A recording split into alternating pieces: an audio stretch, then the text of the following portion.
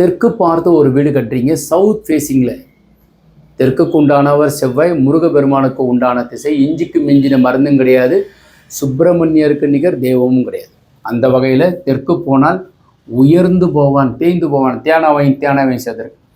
அந்த மாதிரி அமைச்சிருக்கிறதுக்கு தெற்க பார்த்த வீட்டிற்கு பார்க்கிங்கிறது சவுத் ஈஸ்ட்ன்னு சொல்கிற அக்னி மூலையில் பார்க்கிங் வைக்கும். பொன் முட்டை சேரும்.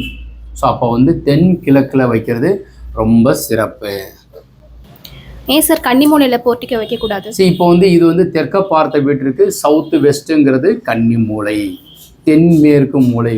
இந்த பகுதியில் நீங்கள் காலி இடமோ ஜன்னலோ பார்க்கிங்கோ கண்டிப்பாக இருக்கக்கூடாது. பெரும்பகுதி தெற்க பார்த்த வீட்டிற்கு தேய்ந்து போவான்னு சொன்னதுக்கு உண்டான காரணம் உங்களுக்கு இந்த தென்மேற்குங்கிறது பள்ளமாகவும் போர்ட்டிக்கோவும் அமைக்கும்போது கண்டிப்பாக தேய்ந்து போகிறாங்க. அதனால் நீங்கள் அமைக்கும்போது தெற்க பார்த்த வீட்டிற்கு அக்னி மூலையில் தலைவாசலும் போர்ட்டிகோவும் வைங்க. கன்னி மூலை எப்போவுமே பள்ளம் பண்ணக்கூடாது. வணக்கம்.